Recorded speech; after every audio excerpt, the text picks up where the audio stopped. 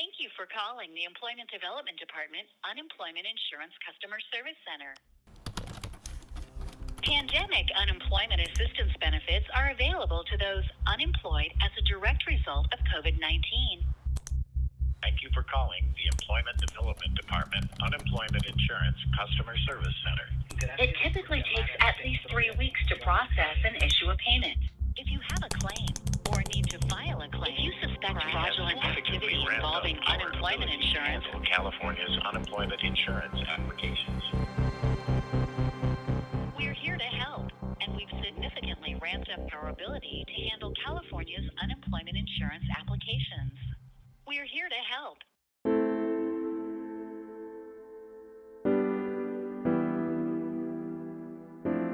We know that COVID-19 is spreading rapidly. We are directing that all bars, nightclubs, wineries, brew pubs, and the like be closed in the state of California.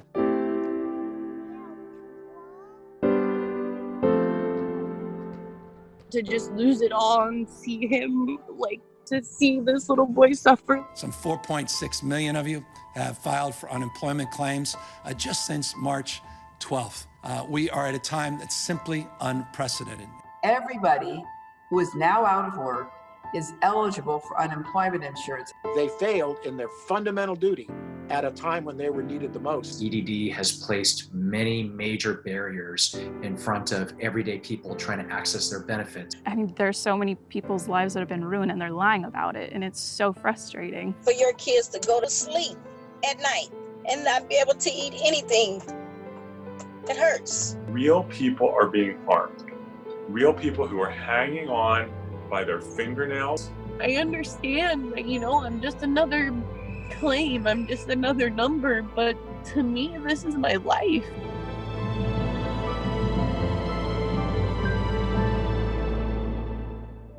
With COVID spreading like mad, people here in California turn to the state for help.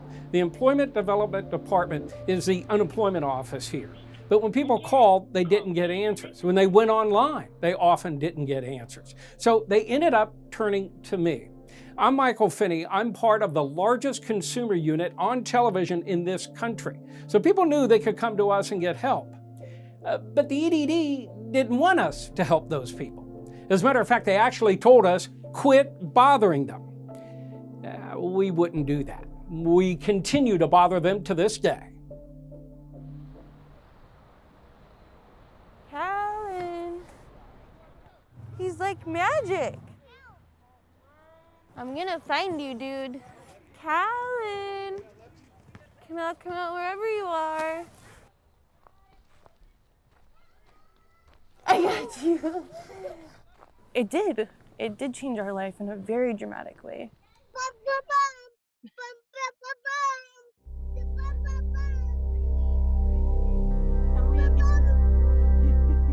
I was a life insurance agent, so I was an independent contractor, and then I was also serving on the weekends at Applebee's. We were renting a house in a really nice area. It was the best that we had ever been doing. As soon as the shelter-in-place thing happened, both of those jobs laid me off. I just started losing everything one by one. When I had originally filed for unemployment, they didn't know what was going on with my case. It's something to do with their system. And so I'm going to have to wait, and that they were going to fix it and have a specialist call me.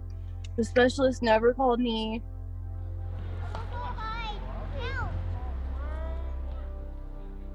Nobody had answers for me. I would barely even be able to get through half the time. Select from these claim options. I started to call them. I called and I called and I could never get through. I couldn't afford rent. I couldn't afford anything. I made a life for myself and now it's gone.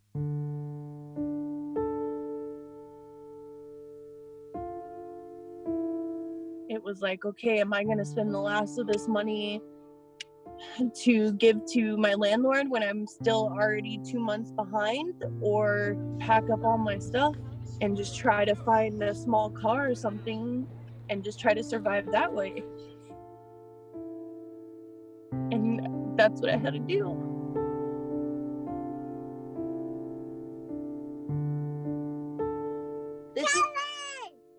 This is Callan, my 4-year-old son. Being in the car, it's changed him a lot. I mean, he throws a lot of temper tantrums and stuff. He's never been like that before. This right here is like become his play room spot. It's got all of his toys. So I just make a bed out of all the blankets. Nothing's normal about what's going on. He went from having his own room and going to daycare every day and seeing his friends, and now to just me in a car, or camping, as I call it.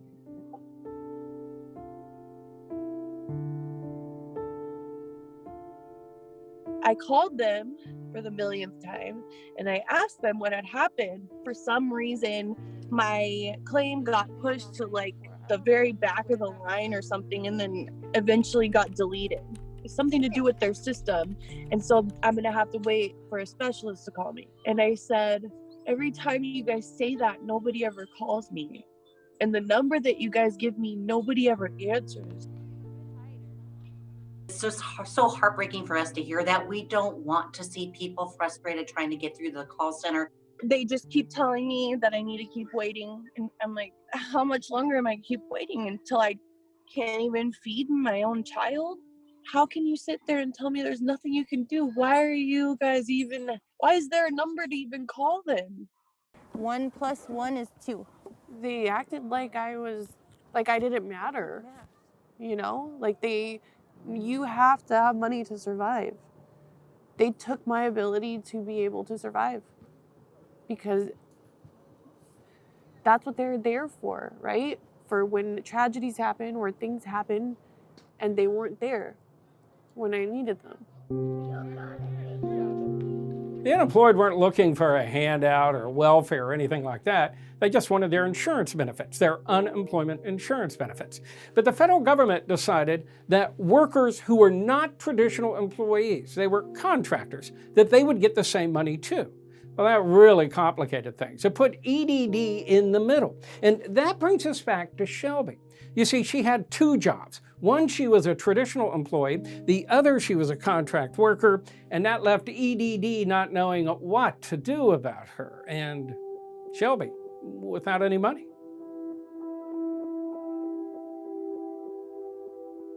I'll go to campsites here and there. The campsites, they get scary because there's not a lot of people camping during the week and stuff, you know, like just the other night, somebody tried to open our doors. A lady told me, what, you want to go somewhere? No, I want to go right in the pool for clothes. As soon as he saw a pool, right when we pulled up, he saw the pool and he's been wanting to go in it ever since. Yeah. We don't have a membership, baby. Do you want to, if you're... No, I want to go in the pool because it will close soon. Okay. We're going to go to a park. Let's go. You don't want to go play with me? We'll go to a new park. Okay. We're going to go to the other one. Let's go. It breaks my heart. I feel like a failure all the time. And all I want to do is make a life for my little boy, you know? Just like he's all I care about. He's all I have. And I can't even do that. I try to tell EDD too, like, I understand, you know, I'm just another claim, I'm just another number, but to me, this is my life. Like, I feel like some days I'm just gonna lose it. Like, I can't take it anymore, you know? I just, like, is this really what I was meant to do? Like, is this why I was put here, to just go through all this pain all the time? There was such an outpouring. People wanted to give her money. They wanted to get her a car. They wanted to get her a house. We had several people call up and say, she can move into my spare bedroom. The outpouring was stunning. And everybody was asking for GoFundMe, but nobody had started one. And after an hour of searching, I was like, you know what? I'm just going to do it. It just broke my heart to see her and her son in their car at night. I put myself in her situation, and it was just one of those things that you have to do what you have to do to help another mom. It brought back a lot of memories when I was a single mom. I became a single mom when my daughter was 2. When I started it, I didn't think it was going to make a difference. If it makes a difference and she gets into a home, that's great. You just want babies to be safe. If these people wouldn't have done what they did for us, I don't even know where we would be. I don't want to imagine it.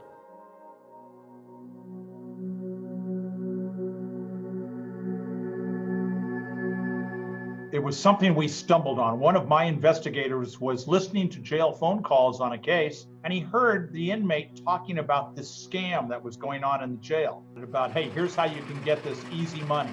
We've charged 21 people with ripping off the California EDD. It's infuriating. It's incredibly frustrating. What I've understood is that the EDD system is not guarding well against this type of fraud, while at the same time making it extremely difficult for everyday honest people who are just trying to get their benefits. Scammers were using random names and random addresses, just slamming them together and then filing for benefits. And the EDD was just sending out the money, billions of dollars worth. Now, they had a lot of honest people saying, look, these checks aren't mine. How do I send them back? But EDD wasn't listening. Either all from EDD. So altogether, we've received over 150 pieces of mail. I wonder what the mailman thought. I'm going to mail them all back to the fraud department this coming weekend. Everyone else knew that this was happening. Why did it take so long for them to figure it out? It was like they didn't care. So when it appeared to me they didn't care, I didn't care. So here's the EDD completely under attack. Scammers coming at them from every angle. And they had 2 investigators, 2. We've had a very, very unusual situation where you've got organized crime rings both at the domestic and international level, sitting on a treasure trove of stolen personal identifying information off the dark web, stemming from data breaches in the corporate world. And unfortunately, these very unscrupulous scammers were kind of waiting to pounce on unemployment insurance systems across the country in the way in which we've never seen before. And the result has been open floodgates for fraud and increasing difficulty and unpaid claims to legitimate Californians needing their money desperately. It's a hurtful thing for your kids to go to bed at night and not be able to eat anything. It hurts.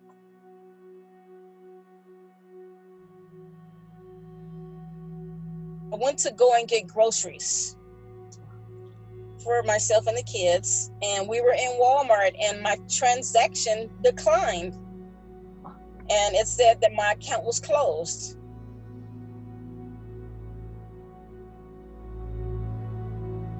The EDD eventually figured out they had to do something about all this fraud, so they froze 350,000 accounts. Now, the problem with that was a lot of legitimate accounts were frozen too. And now they're deciding that they're going to lock everybody out. You are guilty until you prove yourself innocent. And at the same time, desperate people are at the end of their bank accounts and are really at the end, at their wits' end. And they said, oh, it'll take 3 or 4 days and you should be able to use your card. It still didn't work. So I called them back. They said that it takes anywhere from 45 days to 90 days. The EDD had to do something. So what they said was, you need to prove who you are. They made that very difficult. There was hoop after hoop after hoop to jump through. And many claimants managed to do that and still didn't see their money. In 2020, in California, the high-tech capital of the world, in order to get your ID checked, you have to go somewhere, make a copy, fold up the paper, put it in an envelope, lick a stamp, and throw it in the mail. I mean, that just seems outrageous to me. Well, and it's certainly not as efficient as it should be. I probably called maybe about 3,200 times. And they all told me the same thing. It seems like they're reading from a script. They can only give you general information. There's nothing pertaining to my account. They cannot transfer me to someone who can identify me. We have people who call our office in tears because they don't know how they're going to pay rent or how they're going to go shopping to put food on the table for their kids. And they're in tears. Why are we doing this to people?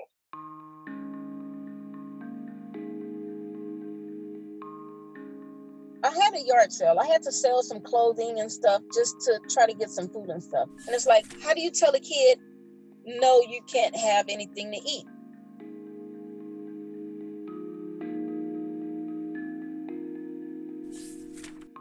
I'm not able to provide for them as I should right now. And it's sad to say, as a parent, I miss them every day. That's sad. You don't know how many days and nights I've cried.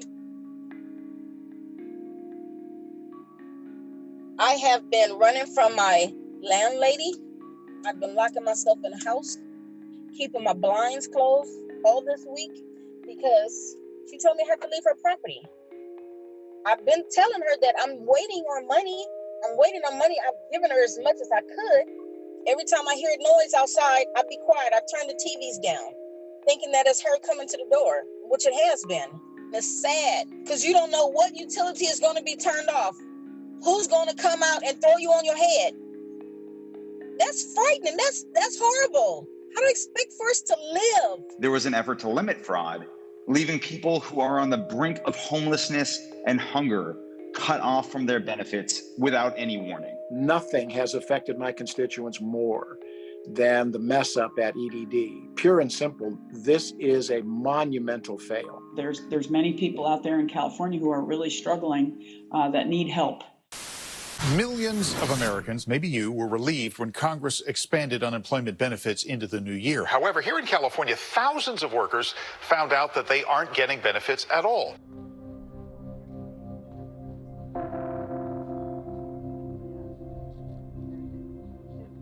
It's too much. That will push somebody over the edge. It just felt like, they're just trying to take something from me, like not giving me my money, basically. And I just started accepting the fact, like, they're just not going to give me my money. As I'm sitting there sick and I'm still trying to, pay things. We're already struggling. People are drowning. We're drowning.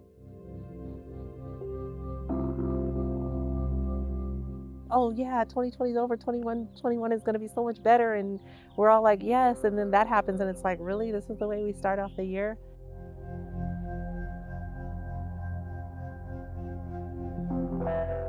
Well, Darian got it first. His ears were hurting, his eyes were hurting, his face was hurting. So we got him tested the next morning and then it came back with COVID. And then my son texted me, it was like midnight. And he said, "Mom, what is this?"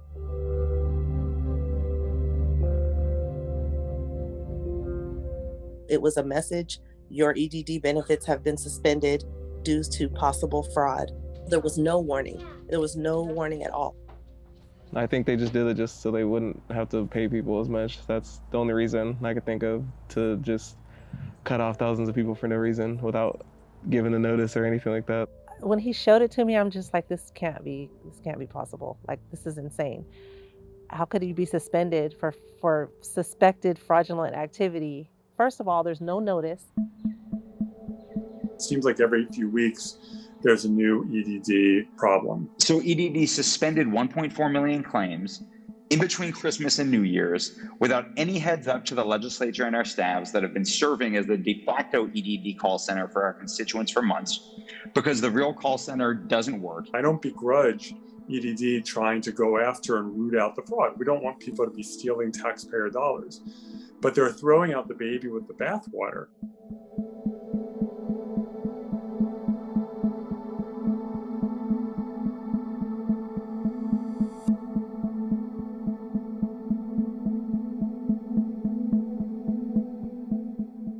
What I can tell you is we have a renewed commitment to work with the legislature to let people know clearly in advance when we're making this type of an action. As far as I'm concerned, this will never happen again. The net was wider than it should have been, and certainly we will continue, and we promise to continue to work on those filters so that we are only identifying those that have the absolute highest level of risk of fraud.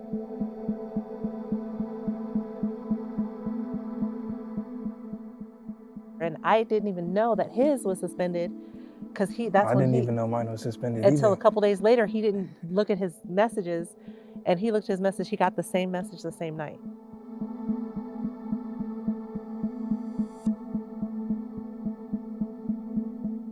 My son's a college student. We're all living together. We quarantined him to the room. We wiped everything down, but it was just too late. It was like the next day somebody else got sick, and the next day somebody else got sick. We couldn't stop it, no matter what we did, keeping everybody quarantined to their rooms. And we all just started dropping like flies. It was just, yeah. We're trying to deal with being sick and trying to get tested and trying to make sure everybody's okay, trying to figure out the food situation and water and who's touched what in the house and you know, Lysol and everything. That's just, it's too much. That will push somebody over the edge. You know, we're already struggling. People are drowning. We're drowning. And then we got to deal with EDD. And I hear these stories. I really appreciate the difficulty that people are going through. I get calls and letters all the time. But I was really, really sick, and I'm trying to help them. And you know, they're all quarantined. We're trying to figure out who to call. Having to deal with them when you're sick, you kind of feel immobilized. Like I can't even really step foot outside my door. The stress and the pain that people are going through is not lost on me.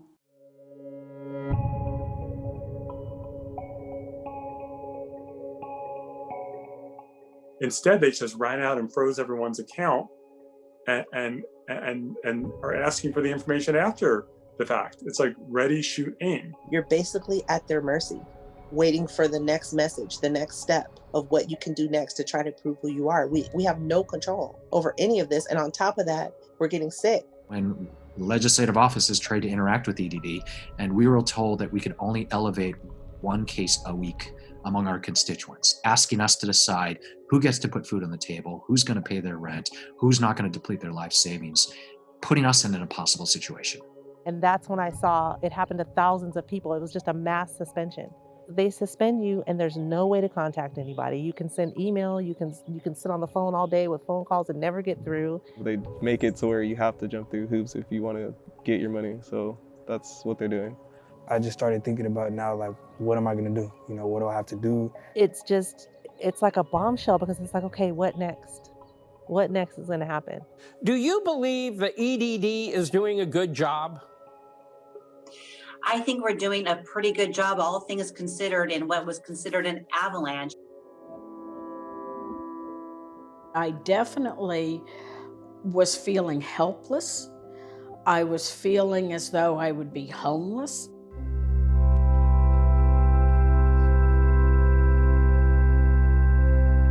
I worked for the Napa Valley Vintners, who is the trade association for the Napa Valley. And we had probably 250 to 500 people a week coming in, and that came to a standstill. 8 of us ultimately were laid off. Losing my job was traumatic, it always is.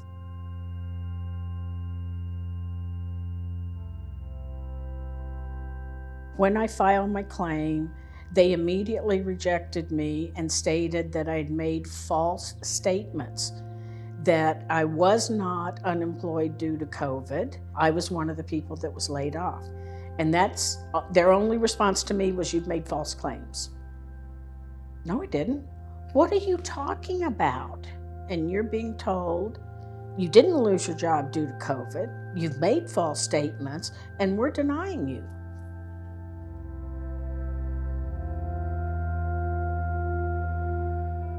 And I'm sorry, but it's very upsetting.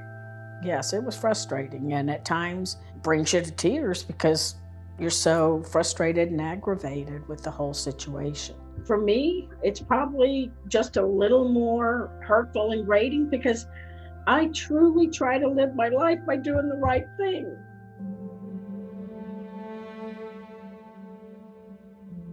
Now there were concerns that the EDD was trying to throw people out of the system, even legitimate claimants. COVID-19 has created a big increase in the number of calls we receive. But you couldn't ask anyone because you couldn't speak to a single person.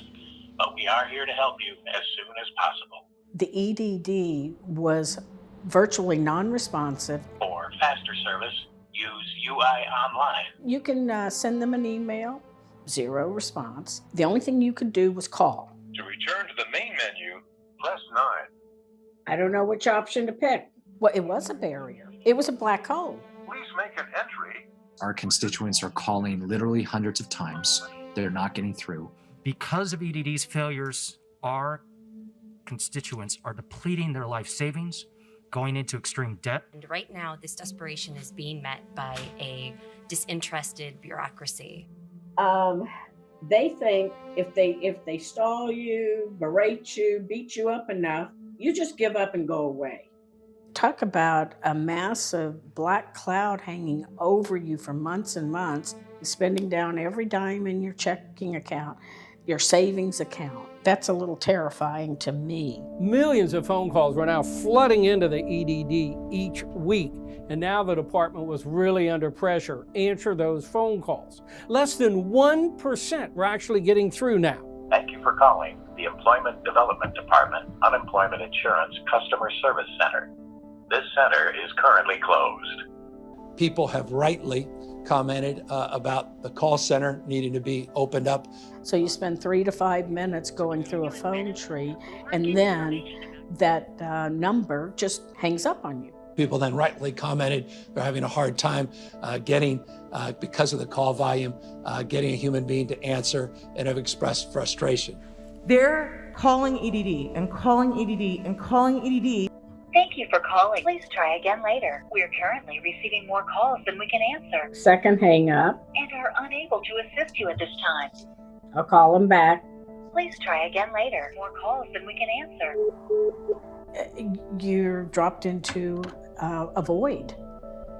I just feel like EDD has failed us across the board, and I'm baffled as to why. If they get through, oftentimes they're hung up on, or they're speaking to someone who can't help them, who tells them they're going to be put on a callback list, and they never get called back. Please stay on the line, and the first available representative will assist you.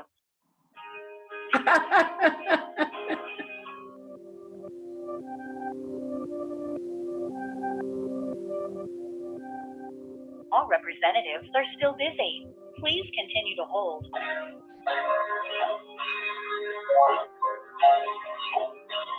Please continue to hold. Please continue to hold. Normally, what I would be doing right now is getting up and maybe making myself some lunch.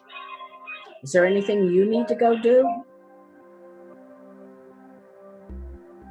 We are in a mass expedited hiring effort where we have hired or at least extended conditional job offers to more than 4,300 people to come on board and help us here at the EDD. And they did have 4,000 employees, but they could not help you. They're calling EDD and calling EDD and calling EDD only to finally get a hold of somebody who can't fix their problem. Imagine that you dialed EDD 300 or 400 or 500 times over the course of a week. You finally get someone on the phone.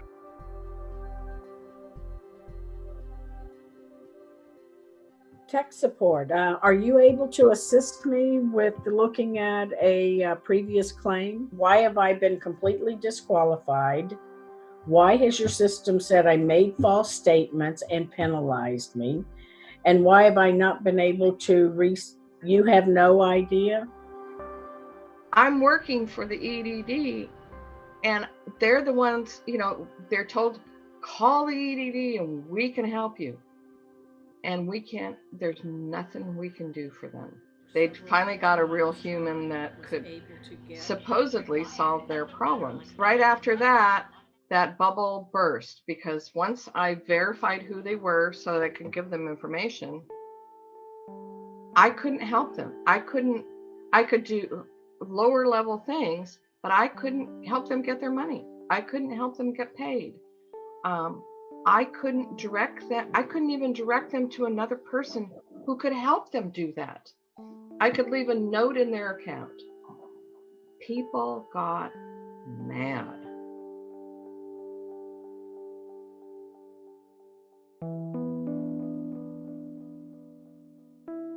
It's quite possible some folks, some of these vendor staff that came on board weren't as familiar with a lot of the information, but we continue to address that with extended training. And here I'm on the other end listening to this, and there was a few times I cried right along with them.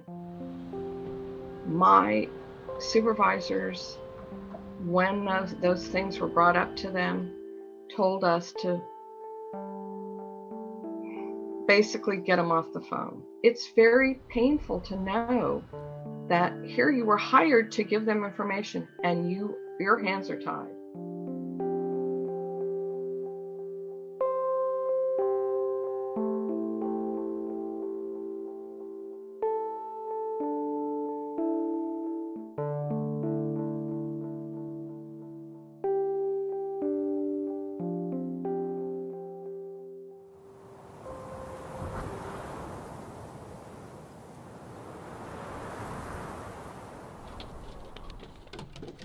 I moved into a spot as I had just gotten a job at the restaurant. It was mostly pub food with a little bit of a Spanish twist. And so we would have a lot of people coming in for lunchtime, and it was a really fun job.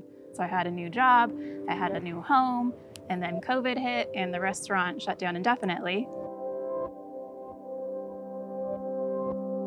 Because all of the sky rises all shut down, and so it was a ghost town. Getting let go from there, it was super hard. So I applied for unemployment and sent in everything that I knew, but for some reason it was saying disqualified. So I spent the first 2 months trying to figure out why it was disqualified.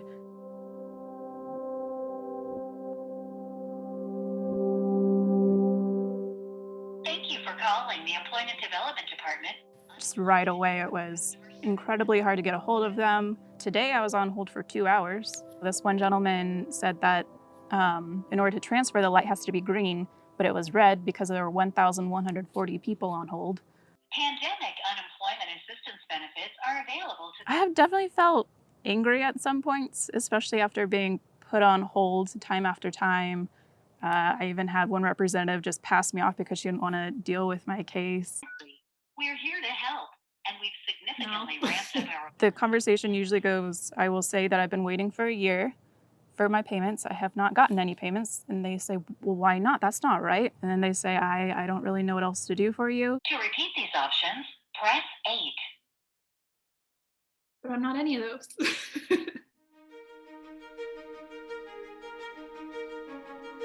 They were saying that I need to mail in proof of income, which I had mailed at the beginning, but apparently that wasn't the reason for the disqualification. I have shown my driver's license, W-2 with my social security number, and a copy of my birth certificate. So I think I mailed that a total of 3 times, and it did not get accepted. Recertify or have an existing claim, press 2. So every representative has said, this looks perfect. I don't know why you're not being accepted. So I have to write to them and say, hi, you haven't paid me in a year, and this is how that is affecting me. 1099-G information, press 4. I wrote appeals, a letter of hardship. I didn't hear anything, so I wrote another appeal and nothing, so. To repeat these options, press 8. I would do anything. I would drive down to SoCal and just hold up all my paperwork and just, like, this is me. Just be like, just please. It's just, the amount of stress and anxiety and loss of sleep over this has been exponential. Like, it's just, I am just trying to live day to day. I'm just trying to pay my bills, trying to be independent, functioning member of society like I was. Thanks for calling the Employment Development Department Unemployment Insurance Online Assistance Center. We're currently receiving more calls than we can answer and are unable to assist you at this time. Please try again later.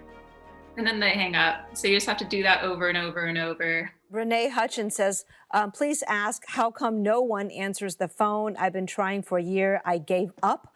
Wow. What do you say to folks who gave up because they just simply weren't able to get through?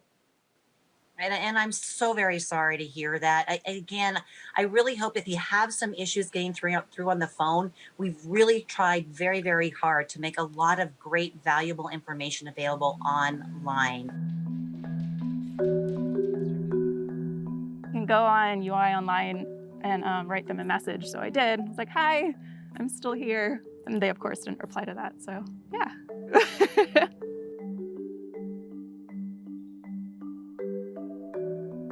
My whole goal was to go to SF State, and so I was accepted for fall 2021. So I have been on edge. Can I afford my own place there? Can I afford to actually go to SF State? Like, I would like to continue on with my education, but I've been going through my savings. So I was like, okay, so I'm just paying out my savings. My family is having to support me. So the stress kind of added up, and I was just like, okay, it's time to move and save money. So I moved in with my mom. I definitely didn't tell a lot of friends I was moving back in with my mom. It was embarrassing. I mean, I'm 28. This is not where I pictured I'd be in my life. It took, I think, about a month to get out of a really bad pit.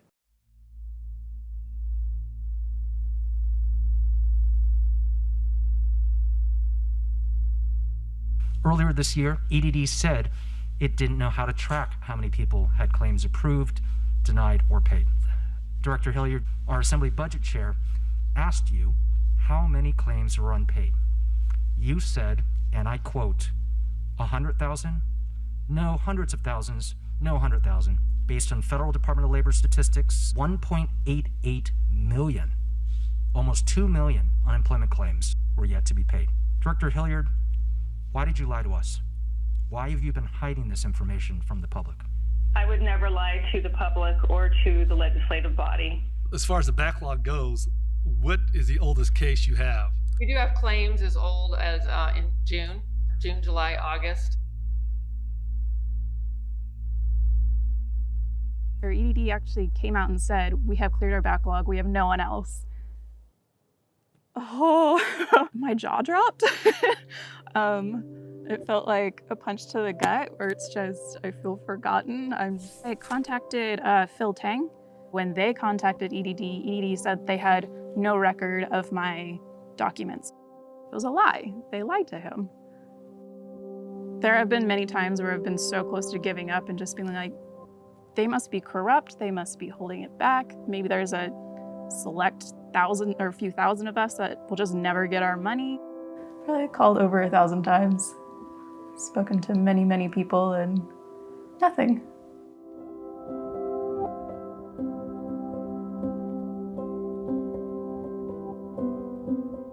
You get all that pending.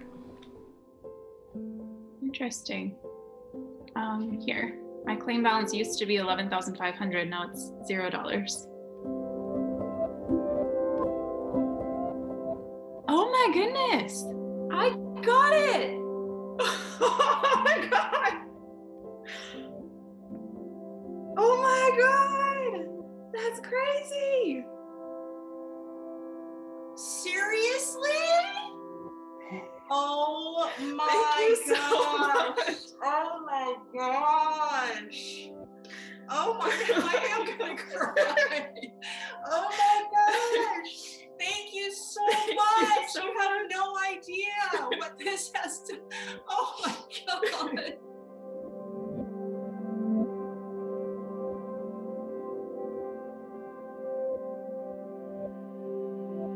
And after 11 months, she now has it in her account. Clearly, you made a difference. So, thank you. Thank you so much. This is amazing. I don't think either of us actually thought this was going to happen. But now she can pursue her dreams, literally.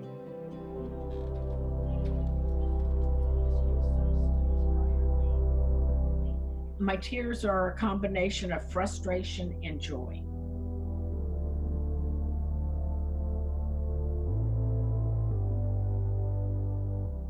And I am elated. I'll be doing cartwheels. It was 7 on your side. It was not my appeal document. Got a smile on my face again because this relieves so much stress in my life. I was so angry because I'm like, we're sick. We're trying to deal with this. Like, it was terrible. You shouldn't be put in that position. You have to call like somebody else to talk to them for you. You can't even call them yourself. They make it so where you have to jump through hoops if you want to get your money.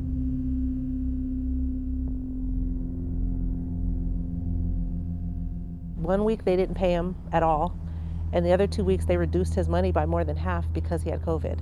And I'm like, wait a minute.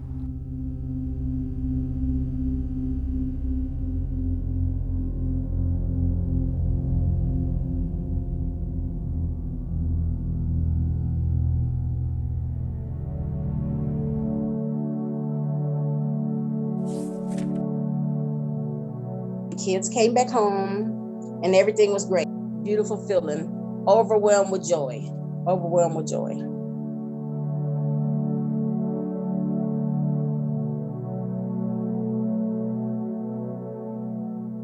And bam, done it again. Got locked out again. I had to file a new claim.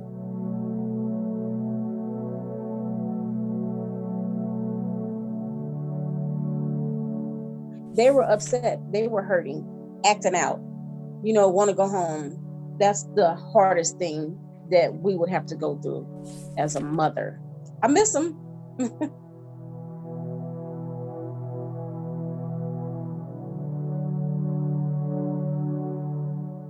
Calling them hundreds of times a day. I've literally called them, Renee, from 4 or 5 different phones every day.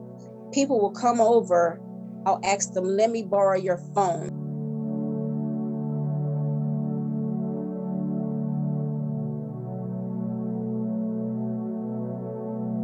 They told me to take my hardship information to the local office, and then they would clear it up that day. I took it to them, and I knocked on the door, and they kept coming to the door. No, we're closed, we're not open. So I started beating on the door. So they called security on me. So security came to the door, and security told me that he was going to call the police. So I pleaded with him not to do that. And I told him that EDD is the one who sent me here. So I said, sir, they wouldn't send me here for nothing. So he said, you need to contact them and let them know that they sent you to the wrong place. I was mad, I was upset, I was hurt because I could have used that to take my kids to the doctor. You're supposed to be trained professionals, but you're sending me on a wild goose chase. I think they were just trying to get me off of the phone.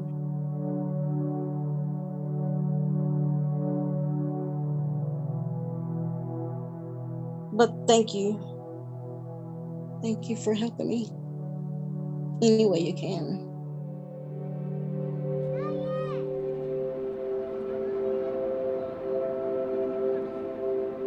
If EDD would have just paid me, none of this would have happened.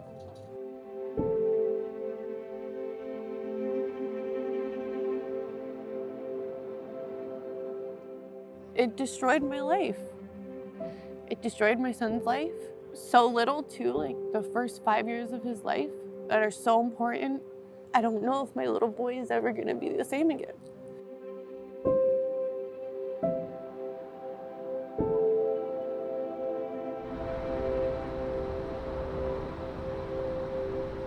If we would have stayed in that car for one more day, I don't know how much longer we would have lasted.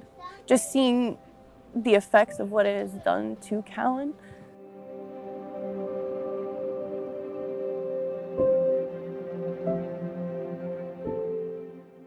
When me and Callan received all of those donations from everybody, I thought my life was going to be easy. Like, I would snap my fingers and everything would go back to the way that it used to be.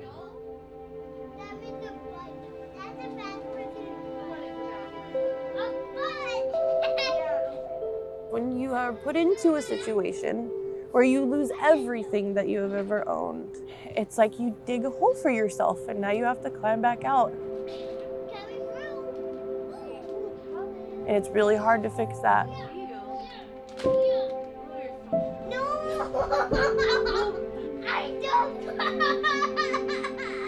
he just freaks out. He throws things, he hits things, he screams at the top of his lungs. He got kicked out of like 4 different preschools.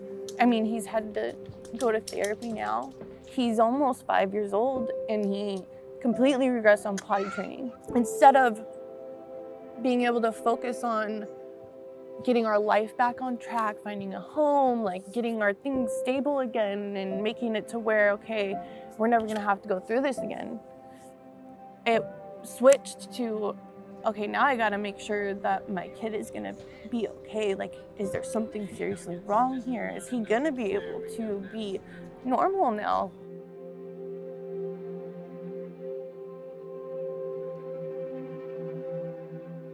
I'm living in a hotel. In a sense, I do consider myself homeless still. I don't have a place that's mine. I live with a bunch of random people that I don't even know who they are. I pay an obscene amount of money for this tiny space. It just doesn't feel like home. But I'm also so grateful and happy for a lot of things too.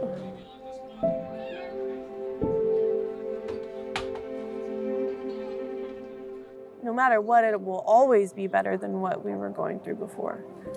This is better than the car. This is better than not being able to shower and eat, worrying about where I'm gonna get my next meal. We have a roof over our head, we have a shower. We have food in our belly every single night, you know. We have a place, no matter what the place is, it's our home.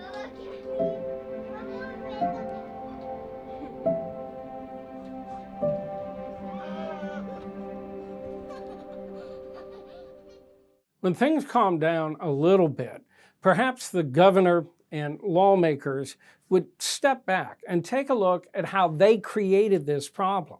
The EDD clearly was not set up to deal with the pandemic. You can't expect them to have done that seamlessly. But there were problems. We knew there were problems 20 years ago, but they didn't get fixed because they weren't on the front burner. Well, we now know these problems do need to be fixed. So rather than wait for the next emergency, I would suggest now might be the time to fix it.